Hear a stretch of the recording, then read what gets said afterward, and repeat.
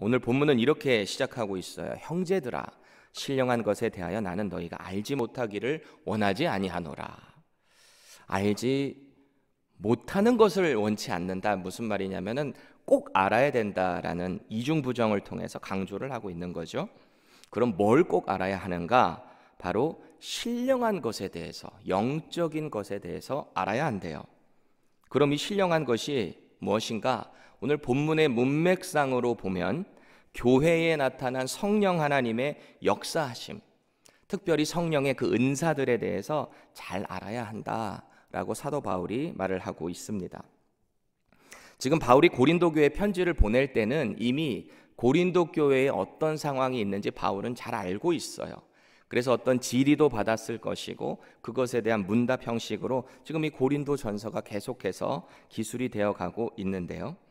앞서 보면은 당파를 지었던 문제, 교회 안에 음란이 들어온 문제, 혹은 당시 전통을 무시하면서 있었던 어떤 여성들의 무질서적인 사회적인 그런 것이 교회 안에서도 그렇게 되는 문제들, 또 주의 만찬에 대한 무질서, 이런저런 문제들을 지금까지 지적하고 바로 잡을 수 있도록 사도 바울이 이렇게 편지를 썼었단 말이죠. 그리고 권면을 했어요. 교회의 질서를 세우기 위해.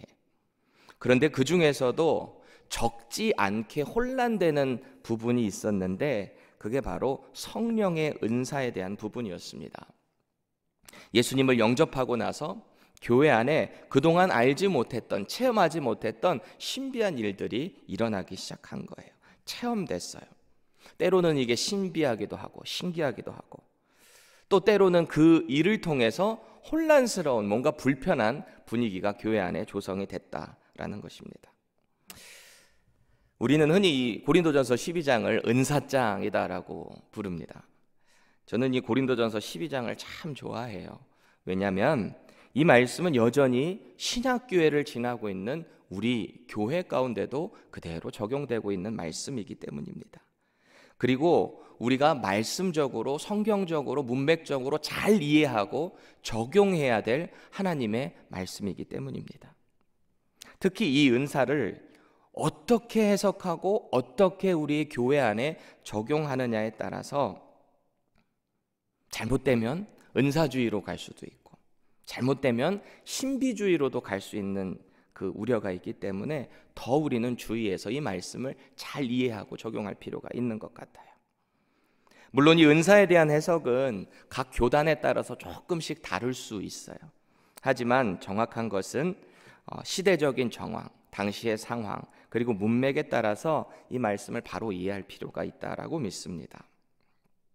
그래서 오늘 본문 8절에서 10절까지를 가만히 보면 사도 바울은 이 성령의 다양한 그 은사들에 대해서 열거하고 있습니다. 쭉 보시면은 지혜의 은사, 지식의 은사, 믿음의 은사, 병 고치는 은사, 능력 행함의 은사, 예언하는 은사, 영들 분별하는 은사, 방언하는 은사, 그 방언들을 통역하는 은사, 총 9가지의 그 은사들에 대해서 이렇게 나열을 하고 있는 모습이에요.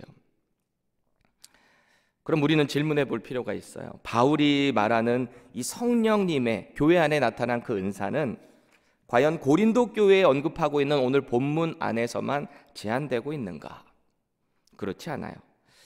바울은 특별히 로마서에서도 이 은사에 대해서 열거를 하고 있는 모습을 보게 되는데, 여러분 로마서 12장부터 보면은 그리스도인들이 어떤 삶을 살아내야 하는가에 대해서 사도 바울이 권면을 하고 있는데, 뭔가 좀 실제적인 삶의 실천적인 것에 대해서 말을 하고 있잖아요. 우리의 몸을 거룩한 산 제물이 되어서 하나님께서 기뻐하시고 하나님께서 정말 받으실 만한 산 제물로 삶 속에서 예배자의 삶을 살아내라, 그런 말씀으로 12장이 시작이 되잖아요. 이 세대를 본받지 말아라. 하나님의 선하신 뜻, 기뻐하시는 뜻, 온전하신 뜻이 무엇인지 잘 분별해라. 그렇게 그리스도인의 실천적인 복음의 삶에 대해서 이야기를 했습니다. 그렇게 살아가기 위해서 우리가 해야 될 것이 있다라고 바울이 말을 했는데, 하나님께서 성령님을 통해 교회에 허락하신 그 은사들을 그리스도 안에서 한 몸을 이루는데 잘 활용을 해야 된다라는 권면을 했어요. 그럼 로마서에서는 사도 바울이 어떤 은사들을 이야기하고 있는가? 교회에 어떤 은사를 주셨는가? 함께 보세요. 로마서 12장 6절에서 8절입니다. 우리에게 주신 은혜대로 받은 은사가 각각 다르니 혹 예언이면 믿음의 분수대로, 혹 섬기는 일이면 섬기는 일로, 혹 가르치는 자면 가르치는 일로, 혹 위로하는 자면 위로하는 일로, 구제하는 자는 성실함으로, 다스리는 자는 부지런함으로, 긍휼을 베푸는 자는 즐거움으로 할지니라. 여기에 열거된 은사들을 보면 예언, 섬기는 일, 가르치는 일, 위로하는 일, 구제, 다스림, 긍휼 총 7개가 언급되고 있거든요. 오늘 고린도전서 12장에서 나오고 있는 이 은사들에 비해서는 좀 더 우리에게 친근한 느낌이 들지 않나요? 사실 능력 행함, 영들을 분별하는 것, 방언하는 것, 그 방언들을 통역하는 것, 뭔가 초자연적인 어떤 은사들에 비해서는 상대적으로 우리에게 조금 현실적으로 다가올 수 있어요. 섬기고, 가르치고, 위로하고, 구제하고 말이죠. 그런데 사실 그렇게 느껴지셨다면 그건 아마도 우리가 성령님의 은사를 너무 어떤 초자연적인 현상에만 집중하는 경향이 있어서 그럴지도 모르겠어요. 사실 오늘 고린도 교회 안에서도 이런 은사의 어떤 우월의식, 그런 것들이 있었던 것 같아요. 그러니까 바울이 그 질서를 바로 잡으려고 성령님이 주시는 그 은사에 대한 목적과 정의에 대해서 다시 지적을 하고 있는 거잖아요. 누군가는 방언을 받아서 막 샬라샬라샬라 하고 있는데, 누군가는 보여지는 이렇게 뭔가 초자연적인 그런 은사를 못 받은 것 같아서 상대적으로 어떤 위축이 들었던 것 같아요.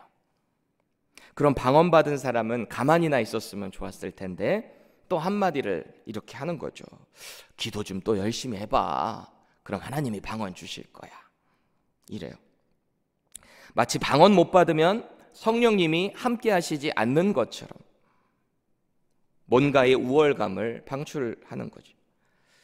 은사를 주신 목적과 용도를 오해하기 때문에 그런 말을 하게 되는 거예요. 그럼 바울 서신에 나타나는 이 은사들이 오늘 본문에 나타나는 9개, 그리고 로마서의 7개, 그게 끝일까요? 사실 조금 더 나아가 보면 에베소서에서도 그리스도의 선물을 교회에 주셨다라고 바울은 말을 합니다. 에베소서 4장 7절 보세요. 우리 각 사람에게 그리스도의 선물의 분량대로 은혜를 주셨으니, 그래요. 여기서 은혜로 번역된 헬라어는 카리스라고 하는 단어입니다. 은혜, 호의, 선물이라는 뜻을 가지고 있는데, 그럼 어떤 은혜를 교회에 주셨는가? 쭉 밑에를 보면은 교회에 직분자를 주셨다라는 이야기를 언급하고 있어요. 이 에베소서 4장 11절에서 12절 볼게요. 그가 어떤 사람은 사도로, 어떤 사람은 선지자로, 어떤 사람은 복음 전하는 자로, 어떤 사람은 목사와 교사로 주셨으니 이는 성도를 온전하게 하여 봉사일을 하게 하며 그리스도의 몸을 세우려 하심이라. 앞선 2장에 보면 구원받은 성도들, 즉 교회에는 이미 사도들과 선지자들의 그 터 위에 세워졌다라고 바울이 말을 했어요. 무슨 말이냐면 이미 터 위에 세워졌기 때문에 사도와 선지자는 더 이상 존재하지 않는 거예요. 이미 그들의 터 위에 세워졌기 때문에 이제 남은 것은 복음 전하는 자들, 그리고 교회 안에 말씀을 가르치는 티칭 패스터인 이 목회자들, 교역자들, 이런 말씀을 가르치는 목사들을 허락하셨다라는 거예요. 왜요? 이들을 통해 말씀으로 교회가 온전해지고, 그래서 성도들이 봉사일을 하게 되고, 결국은 그리스도의 몸인 교회를 세우게 하기 위해 이 은혜를 주셨다라는 것입니다. 우리가 오늘 본문 가운데 주목해야 할 것은 교회에 언급되고 있는 이 성령의 은사, 역시 에베소 교회 말한 은혜인 이 카리스와 이 단어가 참 비슷하다라는 거예요. 이 단어는 이미 많이들 알고 계실 텐데, 여러분, 은사로 번역된 이 헬라어 단어가 뭐죠? 오늘 본문 가운데 나타난 은사, 카리스마죠. 카리스마. 우리는 흔히 어떤 사람 보면서 저 사람 참 카리스마가 있어, 그러면 어떤 우월한 힘, 압도할 만한 리더십, 어떤 뚝심이 느껴지는 걸 볼 때 카리스마라는 표현 쓰죠. 그런데 사실 카리스마의 진정한 성경적인 의미로 보면 하나님이 은혜로 주신 선물이 카리스마가 되는 것입니다. 하나님이 주신 선물이니까 그 선물은 누구를 위해 써야 하는 거죠? 하나님의 영광을 위해, 그리고 교회를 위해, 교회를 바로 세우고 성도를 온전하게 하고 봉사일을 하게 하는 그 일에, 이런 모든 일들에 쓰여야 되는 거죠. 그러니까 결국 고린도전서 12장에서 말하는 은사, 로마서 12장에서 말하는 은사, 또 에베소서 4장에서 말하는 이 직분에 대한 은혜로 주신 이 직분의 목적은 모든 성도들에게 주어지는 유익을 통해서 교회를 온전하게 하고 그 교회를 그리스도 안에서 하나 되게 하며 건강하게 세우기 위해 주셨다라는 것을 우리가 꼭 기억을 해야 됩니다. 성도를 온전하게 하고 봉사일을 하는 것, 결국 예수를 구주로 영접하고 성령님을 모신 모든 사람들에게 하나님께서 각자에게 각각 은사를 나누어 주셨다라는 거예요. 오늘 본문 4절에서 6절을 다시 보시면 은사, 직분, 그리고 사역을 허락하신 분이 같다라고 말을 하고 있어요. 보세요. 은사는 여러 가지나 성령은 같고, 직분은 여러 가지나 주는 같으며, 또 사역은 여러 가지나 모든 것을 모든 사람 가운데서 이루시는 하나님은 같으니. 아멘. 여기서 크게 반복되는 두 가지 표현을 찾으면 뭐가 있을까요? 첫 번째는 여러 가지입니다. 여러 가지. 그리고 또 다른 하나가 있다면 같다라는 거예요. 같다. 하나님께서 교회의 다양한 은사와 직분 그리고 사역을 통해서 그 일들을 해나가게 하셨는데, 결국 그 선물을 주신 분은 하나님, 주님, 그러니까 예수님, 성령님, 이 삼위일체 하나님께서 당신들의 그 질서와 동역하심 가운데 이것들을 허락하셨다라는 거예요. 그러니까 그 교회 역시 그 하나님의 질서 아래서 이 모든 일들을 아름답게 세워가야 한다라는 것입니다. 지금 고린도 교회 안에 나타났던 것처럼 네 은사가 크네, 내 은사가 크네, 나는 방언 받았는데 너 이거 못 받았지, 신앙생활 그렇게 오래 했는데 뭐 능력 보이는 은사 하나 없어. 저도 옛날에 이 신학교 다닐 때 이 기도 참 많이 했던 것 같아요. 하나님, 제가 주의 일 하는 데 있어서 병 고치는 은사 한번 주셨으면 참 좋겠습니다. 얼마나 힘이 날까요? 그런데 오늘 본문 가운데 보면 하나님께서는 그 교회의 유익을 위해서 각자에게 하나님께서 주도적으로 나누어 주셨다라는 것입니다. 11절 함께 보실까요? 이 모든 일은 같은 한 성령이 행하사 그의 뜻대로 각 사람에게 나누어 주시는 것이니라. 아멘. NIV로 보면 중반절부터 보세요. And he gives them to each one just as he determines. 그가 결정하시고 그가 주도적으로 주셨다라는 거예요. 모든 각 사람에게 주셨다라는 거예요. To each one입니다. 누구에게 주셨겠어요? 예수 그리스도를 구주로 영접한 성령님을 모신 그 사람들에게 각자에게 은사를 나눠 주셨다라는 것입니다. 하나님의 거룩한 영이신 성령님의 주권하에 교회를 세우시기 위해 각 사람에게 나눠 주셨다라는 것이죠. 주체는 우리가 아니라 주체는 하나님, 그분의 거룩하신 영인 성령님이다라는 것입니다. 하나님께서 주도적으로 결정하셔서 교회 잘 세울 수 있도록 각 사람에게 주신 이 은사, 직분, 그리고 그 사역들이 어떻게 높고 낮음이 있겠어요? 하나님이 쓰시는 그릇의 용도의 차이일 뿐이지 재질의 차이가 아닌 것입니다. 그저 주님께 쓰임을 받으니 감사하는 거예요. 또 그렇게 쓰임 받으면서 온전한 사람이 되어가고 또 교회를 그리스도 안에서 건강하게 세워 나가는 것이 바로 이 성령의 은사와 사역과 직분이다라는 거죠. 우리가 꼭 기억해야 할 것은 이 모든 것을 허락하신 분이 바로 삼위일체 하나님이라는 거예요. 그분의 동역과 질서 안에서 이 일들이 이루어진다라는 것입니다. 분명 하나님이 주신 은혜의 선물인데 이걸 교회 안에서 무질서하게 오용하다 보니까 나중에는 자꾸 경쟁 분위기가 돼가고 뭔가 불편해지는 거예요.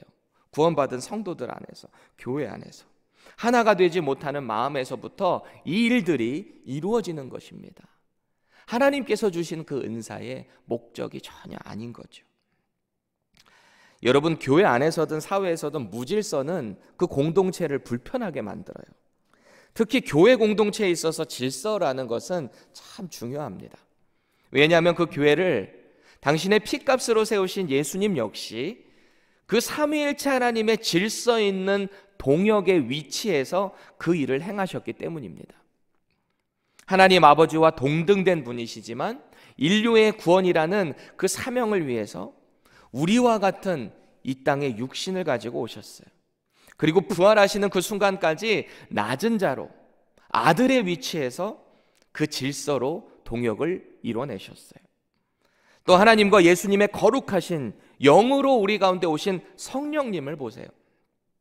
성도들의 유익을 위해서 오늘도 함께 우리와 교통하시고 역사하시는 성령 하나님의 그 동역을 보세요. 이 삼위일체 하나님의 질서가 얼마나 아름다워요. 그러니까 오늘 바울의 메시지는 이렇게 시작하는 거예요. 형제들아, 구원받은 형제들아, 이 신령한 은사에 대해서 우리가 잘 알아야 한다라는 거죠. 하나님께서 은사를 교회에 주신 목적이 뭔지, 그 기원은 어디서부터인지, 그리고 그 은사가 얼마나 다양한지 바로 알아서 교회를 위해 잘 쓰라는 것입니다.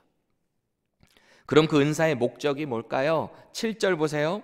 각 사람에게 성령을 나타내심은 유익하게 하려 하심이라. 우리를 유익하게 하기 위해, 교회를 유익하게 하기 위해 은사를 주셨대요. 이 유익으로 번역된 헬라어 단어를 보면 그 뜻이, 의미가 함께 옮기다라는 뜻을 가지고 있어요. carry together, carry, 함께 옮긴다라는 거예요. 그게 유익이라는 거예요. 그래서 새 번역은 이걸 이렇게 번역하고 있어요. 각 사람에게 성령을 나타내 주시는 것은 공동 이익을 위한 것입니다. 그래요. 공동 유익. 즉 교회 공동체 전체를 위한 유익을 위해 은사를 주셨다라는 것입니다. 공동체 전체를 위한 유익을 위해 성령님께서 은사를 주셨다면 그 여러 가지 은사 가지고 서로 불편한 일이 전혀 없어야 하는 거죠. 그 목적과 용도에 대해서 우리가 자꾸 오해를 하다 보니까 자꾸 니께 크네 내께 크네, 본인들도 모르게 비교하는 모습이 나타나는 거죠. 특히 종종 이런 말을 듣는데, 방언받았다 하시는 분들 중에서 어떤 분은 이 방언의 은사를 이 개인 기도 오래 할 수 있기 위해서 이게 너무 참 유익하다 이렇게 말씀하시는 분들 있어요. 물론 어떤 의미에서 그런 말씀하시는지 이해가 돼요. 그렇게 해서 더 하나님과 교제를 하고 할 수 있고 가까이 할 수 있기 때문에 유익하다, 물론 이해는 됩니다. 그런데 오늘 본문 가운데 공동체의 유익을 위해서 은사를 주셨다라고 그 정의가 된다면 우리가 그 말을 다시 한번 고민해 볼 필요가 있죠. 그럼 정말 오늘 바울이 고린도 교회 성령의 은사의 핵심으로 말하고자 하는 게 뭘까요? 사실 오늘 바울이 은사와 직분과 그 사역을 몇 가지라고 제한하지 않고 있어요. 그러면서 그 표현은 여러 가지다라고 하잖아요. 이렇게 말한 이유는 그것들을 사실은 다 열거할 수가 없는 거예요. 교회의 유익을 위해서 때에 따라서 성령님께서 은사를 통해, 역사하심을 통해 그 일들을 이뤄 나가신다라는 거예요. 여러 가지 은사들을 통해 교회는 더욱 건강하게 공동체의 유익 가운데 세워져 나가는 거예요. 그 은사들을 통해 그리스도의 복음이 교회를 통해 세상으로 선포가 되는 거죠. 그런데 은사의 가장 핵심적인 부분은 눈에 보여지는 어떤 모습이 아닌 거예요. 3절 보세요. 3절에서와 같이 두 가지의 유익을 위한다라는데, 첫 번째는 성령님을 통해서 예수님을 저주할 자라 하지 않게 된다는 거예요. 다시 말해서 예수님을 십자가에 달린 그저 저주받을 자다라고 하는 게 아니에요. 바로 하나님의 아들이시자 메시아로 인류의 구원을 위해 십자가에, 나무에 달리셨음을 고백하게 된다. 그 일을 성령님이 하게 하신다라는 것입니다. 두 번째로 하는 것이 그 누구도 그 성령님의 도우심이 없이는 예수님을 주님이십니다, You are my Lord 라고 할 수 없다라는 것이에요. 성령 은사에 대한 여러 가지 것을 언급하시기 전에 먼저 이 성령님의 그 목적과 역할에 대해서 하신 것에 우리는 주목할 필요가 있어요. 사실 성령님의 은사의 가장 큰 유익은 우리가 예수님을 하나님의 아들로, 그리고 하나님으로, 그리고 우리 인생의 구세주로 고백하는 것에 있다라는 거예요. 이게 가장 큰 유익이다라는 이야기를 하고 있는 것입니다. 그런 성령님이 우리의 삶을 인도해 주시고 우리 교회 공동체를 이끄시니 얼마나 든든하고 감사한 일이에요. 우리가 이 성령님을 얼마나 인정하고 또 의지하면서 살아가고 있는지 생각해 볼 필요가 있어요. 여러분, 성령님은 우리에게 이미 약속된 대로 오셨어요. 예수님께서 당신의 그 사역이 막 무르익을 때쯤, 유명해지고 많은 사람들이 주님께로 나아올 때쯤 제자들에게 이렇게 말씀하셨어요. 내가 너희들이 거할 처소를 준비하러 가야 한다 라는 말씀을 하세요. 그러니까 함께하는 제자들이 불안해합니다. 도마라는 제자가 그 가시는 길이 어디입니까? 물어보죠. 또 빌립이라는 제자는 이렇게 말해요. 그럼 그 하나님 좀 우리에게 보여주시면 안 될까요? 그럽니다. 이들이 왜 그랬을까요? 불안하거든요. 예수님이 안 보이면 믿음이 흔들릴 것 같거든요. 그런 제자들, 그리고 저와 여러분들의 연약한 믿음을 미리 아시는 예수님께서 이미 자신과 같은 하나님을 드러내고 하나님의 그 뜻을 드러내는 그 보혜사, 즉 도우시는 분을 보내주시겠다라고 약속을 하셨어요. 요한복음 14장 16절 17절 같이 한번 보실게요. 내가 아버지께 구하겠으니 그가 또 다른 보혜사를 너에게 주사 영원토록 너희와 함께 있게 하리니 그는 진리의 영이라. 세상은 능히 그를 받지 못하나니 이는 그를 보지도 못하고 알지도 못함이라. 그러나 너희는 그를 아나니 그는 너희와 함께 거하시며 또 너희 속에 계시겠음이라. 성령님께서 우리와 함께 계시며 은사들을 통해 우리를 더욱더 온전한 사람으로 만들고 교회를 건강하게 세워나가게 하실 거예요. 그분은 예수님에 의해서 이미 예언되었고 약속된 분이고 지금도 우리와 함께하는 분이신 줄 믿으시기 바랍니다. 오늘도 변함없이 우리와 함께 하시면서 예수님만을 의지하도록 도와주시는 성령님과 함께 그 은사들을 잘 활용해서 그 유익을 누리실 수 있기를 축복드립니다. 또 우리 가운데 여러 가지 은사와 직분, 그 여러 가지 사역들을 통해서 교회를 건강하게 세우시는 성령님을 더욱 의지할 수 있기를 바랍니다. 그래서 더욱 교회 안에서 질서 있고 신나는 신앙생활을 누리시기를 정말 응원하고 축복합니다. 우리 기도하겠습니다. 하나님, 성령 하나님을 통해서 우리에게 주신 은사, 직분, 여러 가지 그 유익들을 통해서 더욱더 하나님의 뜻을 교회를 통해 그리고 세상 가운데 잘 전할 수 있기를 간절히 원합니다. 오늘도 부족하지만 혹 교회 안에서 여러 가지 어려움이, 불편함이 있을 때 성령님께서 주시는 지혜로, 은사로 이 모든 일들을 잘 헤쳐나갈 수 있는 우리 모두 되게 하여 주시옵소서. 예수님의 이름으로 기도합니다. 아멘.